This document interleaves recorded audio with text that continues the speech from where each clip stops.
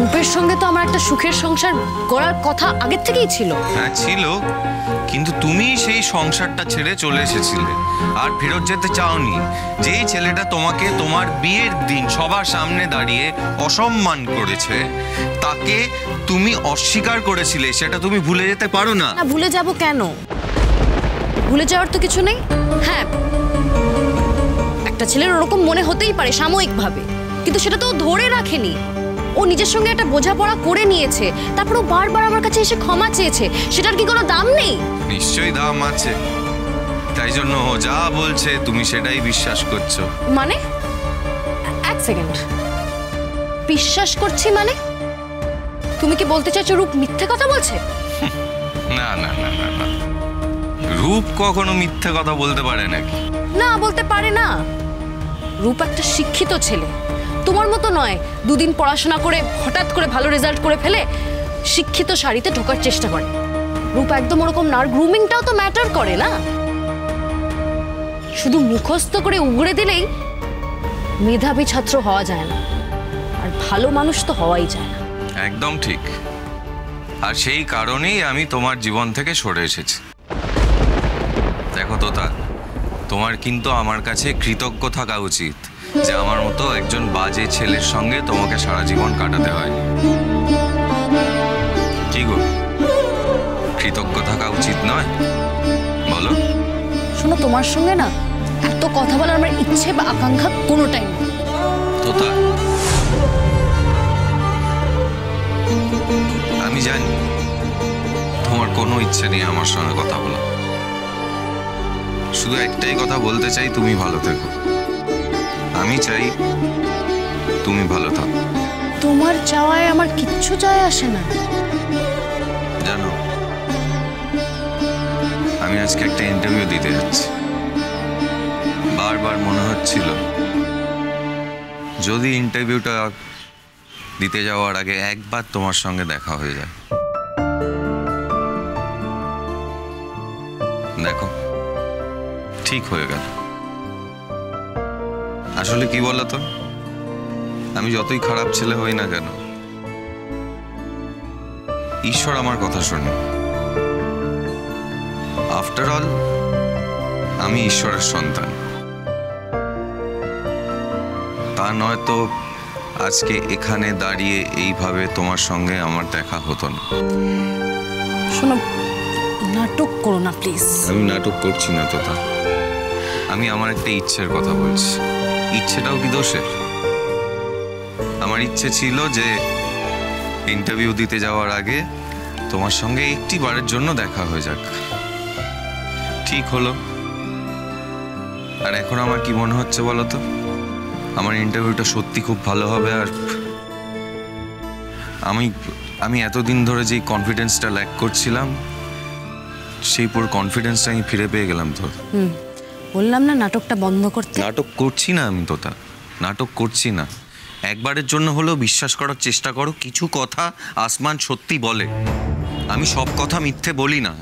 সব কথা রূপ সত্যি বলছে, আর সব কথা আসমান মিথ্যে বলছে।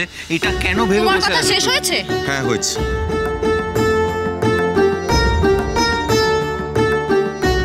তবে একটা কথা শুনে রাখো, আজকে আসমানকে কেউ হারাতে পারবে না। কি বলতে চাইছো তুমি? তোতা, তোমার সঙ্গে আমার দেখা হওয়ার প্রত্যেকটা দিনই অন্যরকম ছিল। আর এটাও সত্যি যে আমি এত ভালো রেজাল্ট করতে পারতাম না যদি তুমি আমার পাশে না থাকতে। রোজ রোজ তোমার সঙ্গে দেখা না হতো, রোজ রোজ তুমি আমার লেখাপড়া নিয়ে ইন্ধন না জোগাতে, সত্যিই আমি এই রেজাল্টটা করতে পারতাম না। তবে এইটা তুমি ভেবো না যে আমি পুরনো কাসুন্দি ঘাটছি, আমার পুরনো সম্পর্ক নিয়ে কথা বলছি। এটা একদমই বলা উচিত না। দুদিন পর তুমি অন্য কারো স্ত্রী হতে চলেছ। আমার এটা এখন বলা সাজে না। তবু একটা বিবেকবোধ আছে তো। আজকে যদি আমি এই কথাগুলো এখানে দাঁড়িয়ে স্বীকার না করি, তাহলে চিরটা কাল আমি নিজের কাছে নিজে ছোট হয়ে থাকবো। নিজের কাছে তুমি খুব বড় বুঝি? এত অন্যায় কাজ করে, এত নীচ কাজ করে তুমি নিজেকে এত দাম দাও। আমি হলে কি করতাম বলো তো? গলায় দড়ি দিয়ে ঝুলতাম। জীবনের না বড় মায়া, জানো তো। বহুবার ভেবেছি আত্মহত্যা করব, ফিরে উঠিনি। কারোর না কারোর একটা মুখ ভেসে উঠেছে। আগে তো বাবার মুখ মনে পড়তো, যে সারা জীবন এত কষ্ট করলো লোকটা আমার জন্য। কম কথা তো শোনেননি বাবা দ্বিতীয় স্ত্রীর কাছে, তবু বুকে আগলে রেখেছে আমাকে সারা জীবন, আজ অবধি, এই মুহূর্ত অবধি। তারপর আরো একটা মুখ আলোর মতো আমার মনের মধ্যে জল জল করতে লাগলো। আমি না যখনই এরকম কিছু ভাবতাম, সেই মুখটা আলো হয়ে দেখা দিত আমার চোখের সামনে। সে আমাকে বলতো, অন্ধকার নয়, আলো আছে, তুমি আলোর পথে হাঁটো। আর ওইটা শোনার পর থেকেই না আমি অন্ধের মতো সেই আলোর পথেই হাঁটতে আরম্ভ করতাম। প্রথমজন তোমার বাবা, আর দ্বিতীয়জন নিশ্চয়ই তোমার ফিয়ান্সে। আচ্ছা, আমাকে একটা কথা বলো তো, তোমার ফিয়ান্সে থাকতেও তোমার মৃত্যুর ইচ্ছে হয় কেন? এই প্রশ্নের উত্তর তুমি কোনোদিনই জানতে পারবে না তোতা। অনেক কিছু জীবনে না জানলেও চলে, এটাও তেমন। যাকে দেখো, আমার ইন্টারভিউ দিতে যাওয়ার আগে তোমার সঙ্গে দেখা হলো। আবার আর একটাও ফ্যাক্ট আছে, তোমার বিয়ের আগেও আমার তোমার সঙ্গে দেখা হয়ে গেল। হ্যাঁ, এটা ঠিক যে তোমার দিক থেকে এটা খুব খুব একটা ভালো স্মৃতি হয়ে থাকবে না, কিন্তু আমার দিক থেকে তা নয়।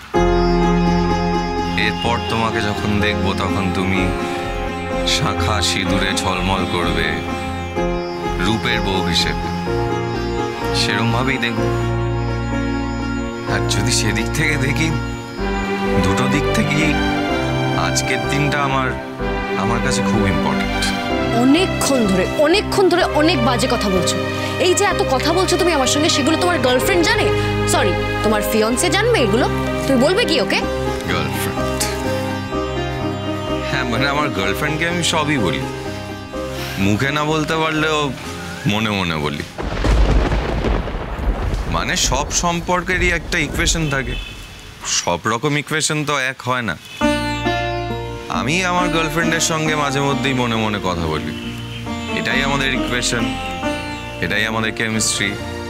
এবার এটা নিয়ে তুমি যদি চোখ বড় বড় করো, সেখানে তো আমার কিছু করার নেই। চললে কোথায়? সেটা জেনে তোমার কি দরকার? না, আমার কোনো দরকার নেই, জাস্ট আস্কিং। বলছি, এবার আমি চলি, বুঝলে? ইন্টারভিউটা মিস করলে চাকরিটা পাবো না, আর চাকরিটা না পেলে বুঝতেই পারছো চাকরিটা আমার খুব দরকার, জানো তো তোতা। আমার বাবা একা ঘাড়ে এত বছর ধরে সংসারটা টেনে নিয়ে চলেছে, এই প্রেশারটা এবার বাবার থেকে আমি নিয়ে নিতে চাই। আর হ্যাঁ, চাকরিটা না পেলে তো বিয়ে করতে পারবে না, তাই না? আমি বিয়ে করি কি না করি তোমার এত কিসের মাথা ব্যথা বলো তো? আমার মতো একটা লাফাঙ্গা ছেলে ডুবে গেল কি ভেসে গেল কি তার বিয়ে হলো, তোমার তাতে কি? আমি তো বুঝতে পারছি। Anyway, all the best. আমি আসি। ইন্টারভিউ দিতে যাওয়ার সময় তোমার সঙ্গে দেখা হয়ে গেল। যদি চাকরিটা বাই চান্স পেয়ে যাই, আমি কিন্তু তোমাকে শিওরলি মেসেজ করে জানাবো যে চাকরিটা আমি পেয়ে গেছি। প্লিজ ডোন্ট, কোনো প্রয়োজন নেই। আমি জানি তো তা, তোমার কোনো প্রয়োজন নেই, প্রয়োজনটা আমার। ভালো থেকো, খুব ভালো থেকো। শোনো,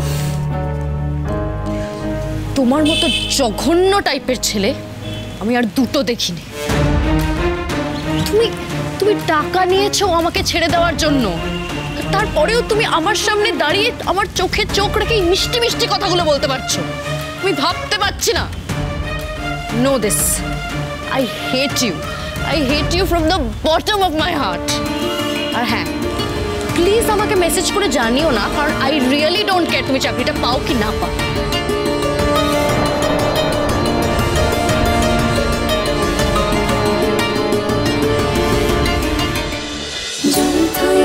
জল থই থই ভালোবাসা।